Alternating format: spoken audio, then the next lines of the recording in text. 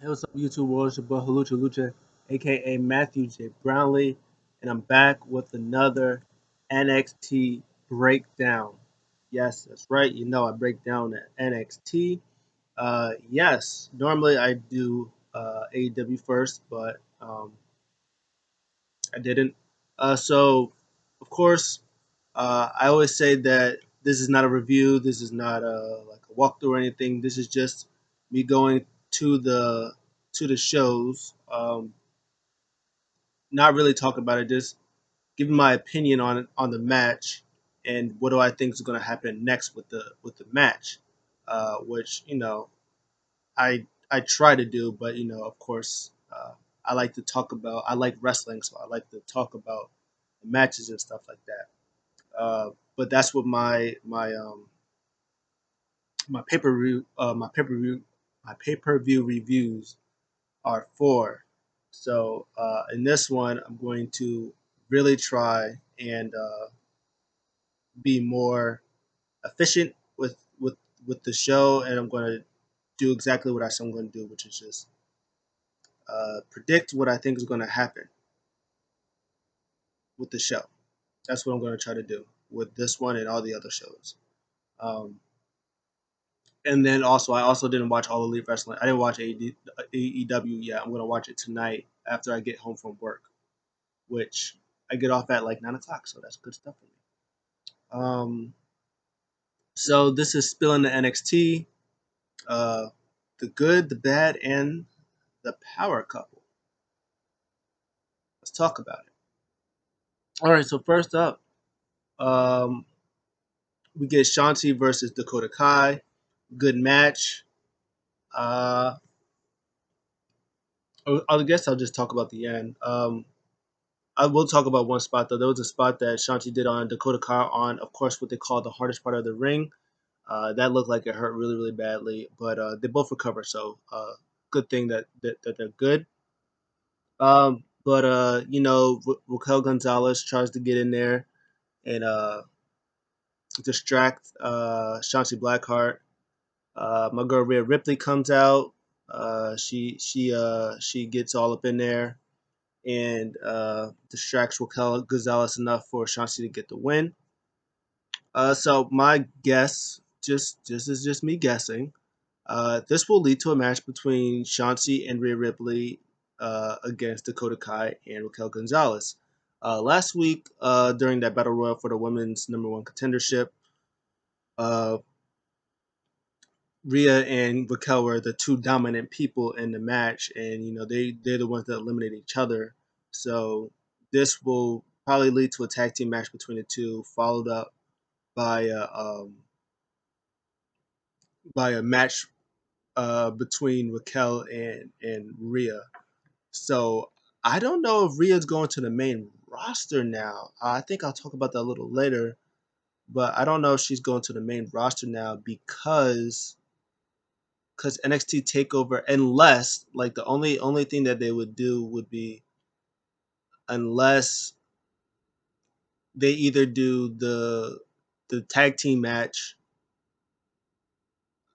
at Takeover, either at Takeover or next week. This would happen. They would have to have takeover match, tag team takeover match between Shanti and Rhea versus Raquel and um, Dakota Kai because you can't take Rhea Ripley, who's healthy, off of a takeover. So that would probably be a takeover match for her. It gives everybody else exposure and stuff like that. And then the following week, that Wednesday, it would have to be a one-on-one match between Rhea and Raquel, and then Raquel probably goes over, and then Rhea goes to main roster. That would have to be the thing, but that seems like moving very fast.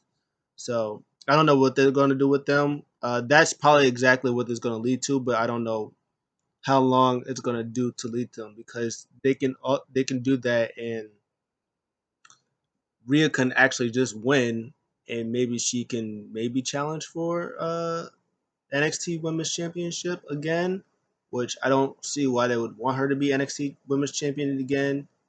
because she had it. I mean, she's ready for main roster, so maybe we'll see what happens with that. Next up is a Swerve versus Santos video package. I put package. I forgot the E in package. Handy dandy notebooks because I am a genius. This was good back and forth. Same thing we've been hearing. Swerve was saying that he's the one that pinned Santos twice. He's going to do it again. Santos says that he's a pain in his ass, paraphrasing, and he's going to expose of him.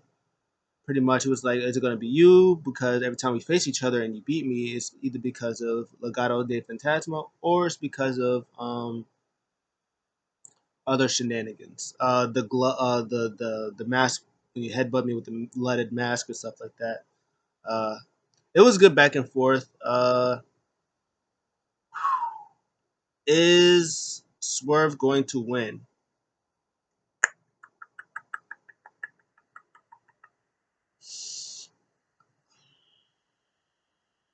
I say yes. And I say this because I think Santos really, honestly, he really didn't do anything with.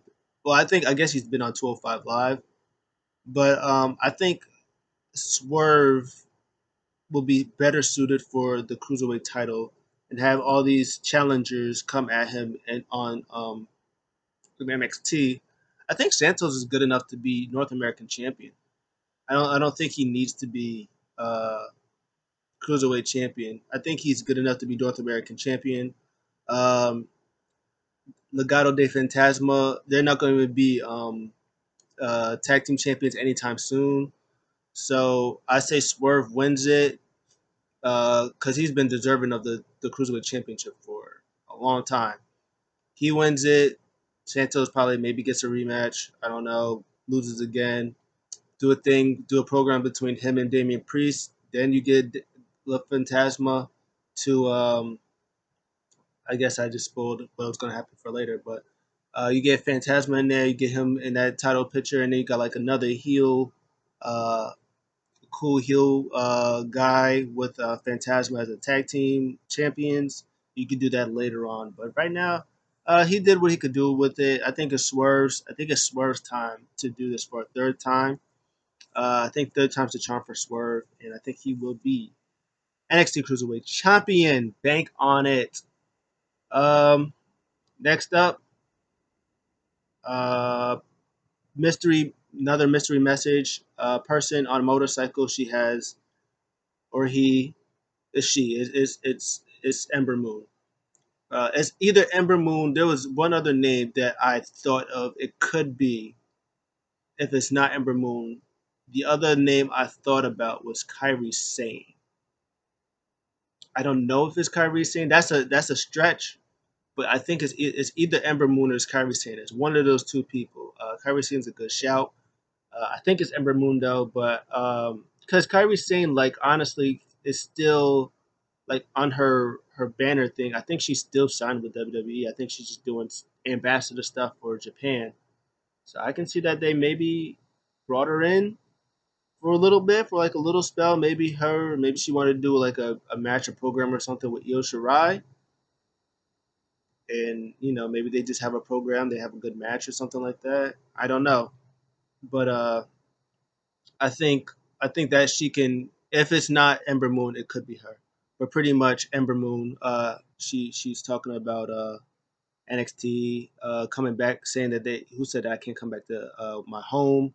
She has flyer. It has the NXT Championship match and the women's NXT Championship match. And then she crumbles it up and she motorcycles away. Damn, love Ember Moon. Can't wait to see her back because it's definitely Ember Moon. Next up, they have a prime target who is Kyle O'Reilly. Pretty much a video package for Kyle O'Reilly. Very well done. Funny that Adam Cole was in this and not the rest of Undisputed Era. But Kyle O'Reilly was bigging up Kyle O'Reilly. Adam Cole was bigging up Kyle O'Reilly really strong in this video package. I loved it.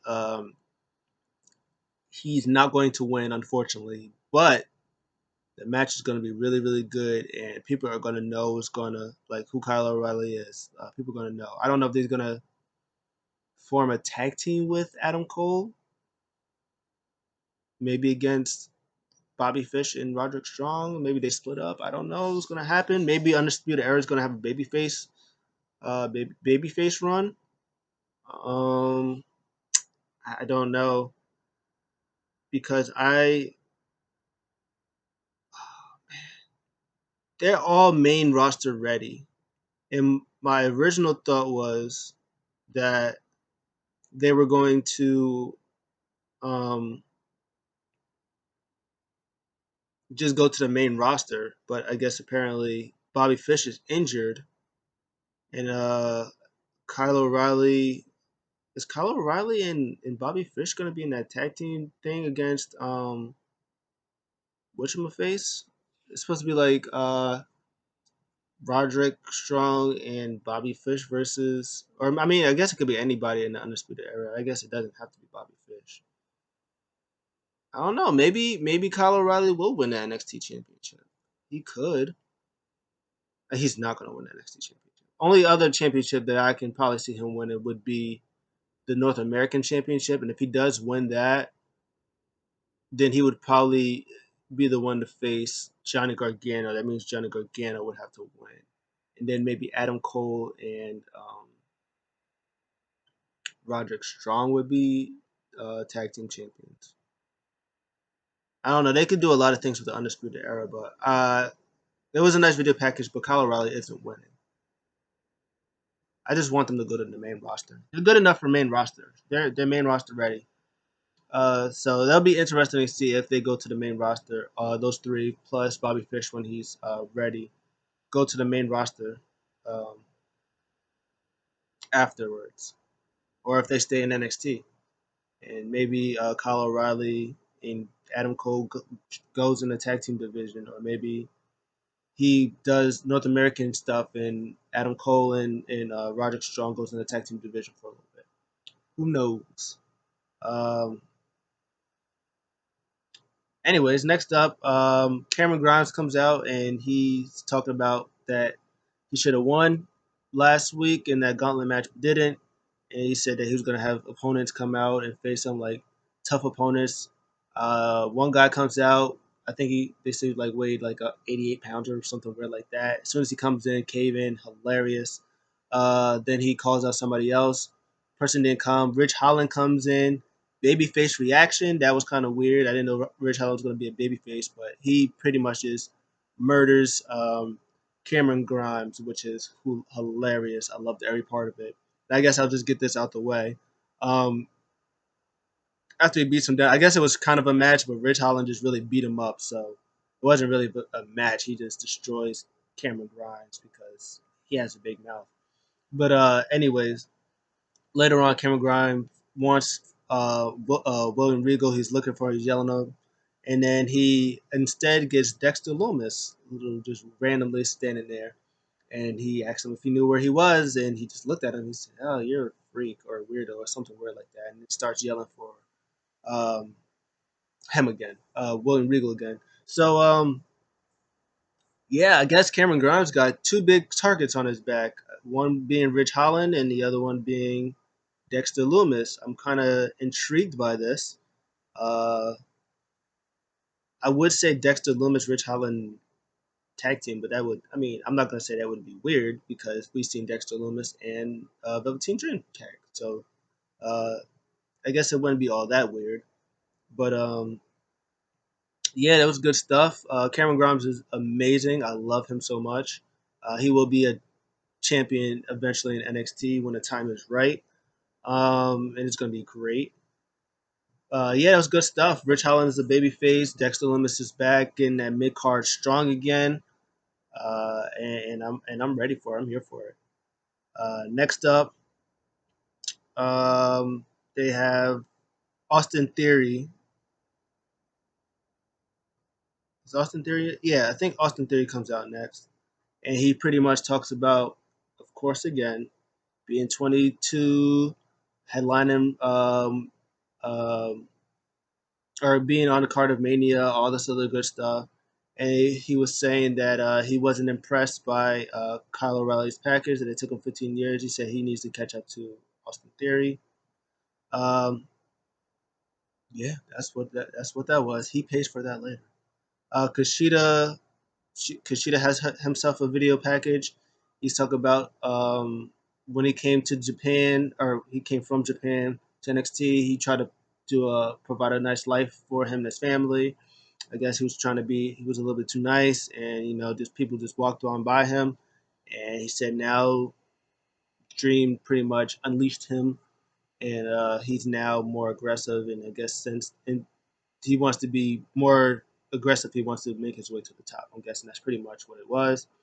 He shows that in his match against Tony Nese, beats him very quickly, uh, makes Tony Nese taps out, and then Dream responds to him saying that he under big lights, that's where he shines best, and he will prove that at NXT Takeover. And at NXT Takeover, Kushida is going to murder him. It's going to be great. Another person who's ready for main roster. He might be the one person that I can see. If anybody else that doesn't, he is the one person that I can see that's ready to just go to main roster. They don't need him anymore. He's just there. So I think as soon as Kushida's done losing to, as soon as Kushida's done beating up Velveteen Dream goes to main roster. That's what's happening. Next up, Adam Cole Bay does his promo in the ring, pretty much talking about Undisputed Era, how they were dominant, how they fulfilled their prophecy. Then they lost the prophecy, but they're still the most dominant people. People like Austin Theory coming out here disrespecting him. He's not having any of that mess. So he tells them to come out. He gives them two options. Option one, get his ass whooped, and option two, apologize. And Austin Theory takes option one, and he gets murdered. Pretty much is what happens. First part of this match was all Adam Cole, which is good. It definitely should be all Adam Cole. At the commercial break, it was pretty much neck and neck. Again, like I said, this match, by the way, was excellent. Like I said, Austin Theory, his gimmick, get beat up. Talk a lot of trash about him being 22 and and being on WrestleMania, being on the main roster, and then get beat up by said people every single week who keeps pushing his buttons. I do think that eventually it will be like he'll be like, okay, I gotta reevaluate my life because I keep saying about all this stuff, yet I keep losing to these nobodies on the main roster. Maybe I need to change my attitude, and then maybe he turns babyface and changes his attitude. That's what I can see. That's what I think is going to happen. Adam Cole, of course, is on his babyface run right now. Ever since he lost the NXT Championship to to Finn Balor, little too sweetsy. Um, he's been babyface ever since. He's been bigging up Kyle O'Reilly. He even said after he beat Theory that um, everybody he's like is gonna everybody he's like at takeover everybody is gonna shock the he's gonna shock everybody. He was like it's gonna be a shock to everybody, it won't be a shock to me. So he's really behind uh, Kyle O'Reilly, and it can tell, and it's good stuff.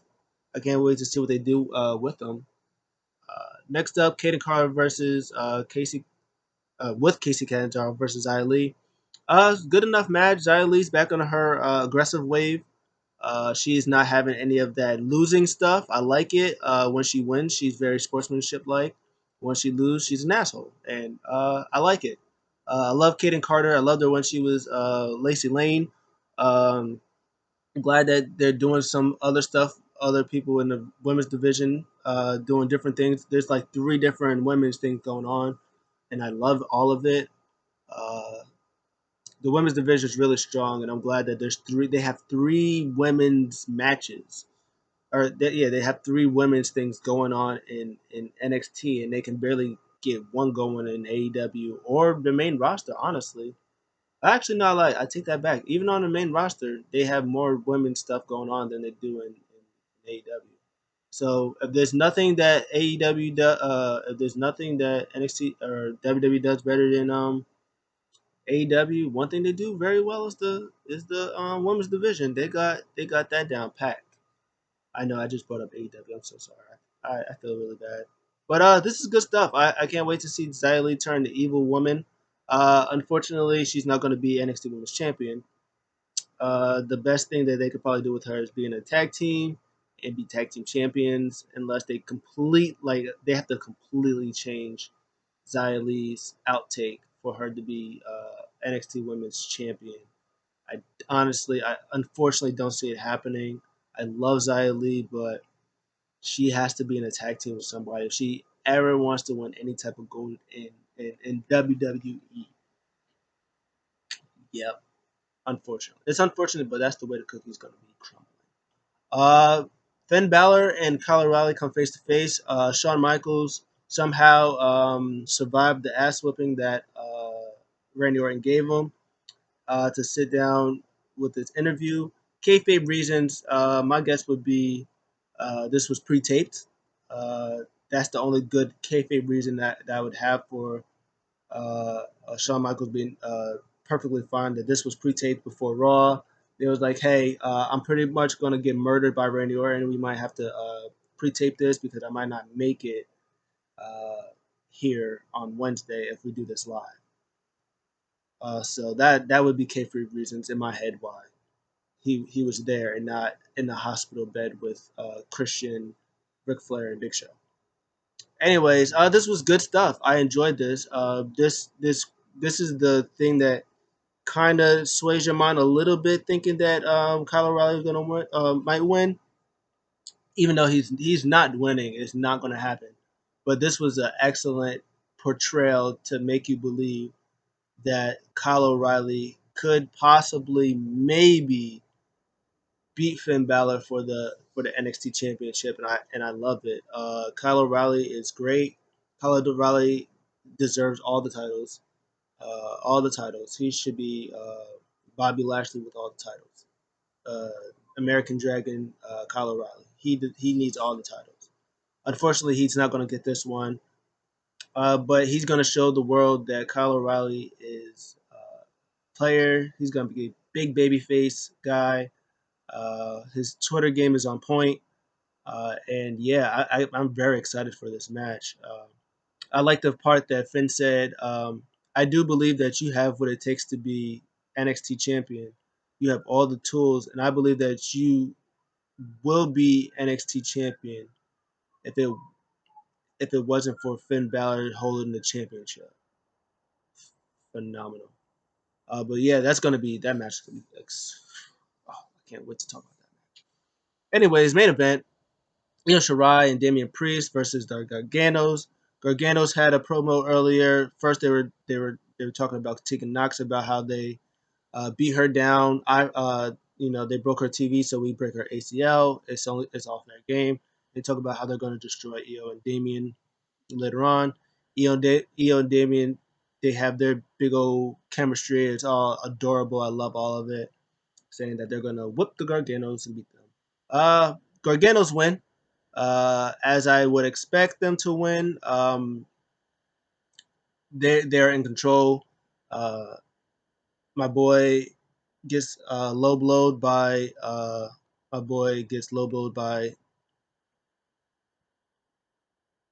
my girl Candace low blows Damian Priest.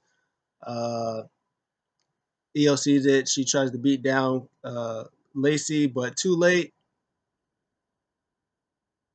Candace, she tries to beat down Candace. Where did Lacey? Where in the world did Lacey come from? Lacey Evans? She's not on here. Io beats down Candice LeRae. The DDT that Gargano does, he hits it on Damian Priest, and Gargano's win. And then they stand tall as it, uh, not Lacey Evans, but Candice LeRae beats up Io Shirai, and they both hold titles in the air. They wear it. They're not winning this at all. That's not. They're losing. They're going to lose. Um, the thing that I can see at first, I was thinking, oh, Candice LeRae is winning.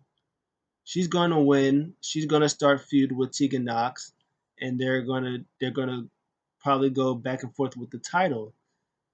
Tegan Knox is not there no more, so I don't know if Candice LeRae is going to win. This is like another thing where people are very like EO is very much ready to be on main roster. Rhea Ripley's very much ready to be on main roster, but their division might not be ready for them to go on main roster. So I think EO is going to retain this, as will Damian Priest. I think I said this before, but I think the Gargano can get back with Tommaso Ciampa and do this heel DIY stable since Tommaso is heel again. He's been doing this. He had his thing with Kyle O'Reilly. He said that he's going to see him real soon. So I can see maybe Tommaso interfere with Kyle O'Reilly, kind of maybe distract him and maybe help him lose. I can see Gargani like teaming back with with Tommaso Ciampa, them getting back together and then doing the thing with Kyle O'Reilly and Adam Cole. Get them as a tag team together. Maybe I could see them doing that. Maybe get DIY tag team back together, and then maybe I could see EO probably come back at like the next takeover or something. Maybe there's a triple threat with her and Rhea Ripley, and they do, and then that's how Candice gets the title, and then DIY becomes tag team champions, and maybe that's how Gargano and Candice gets their power couple, championship, being as tag team. I can see that happening.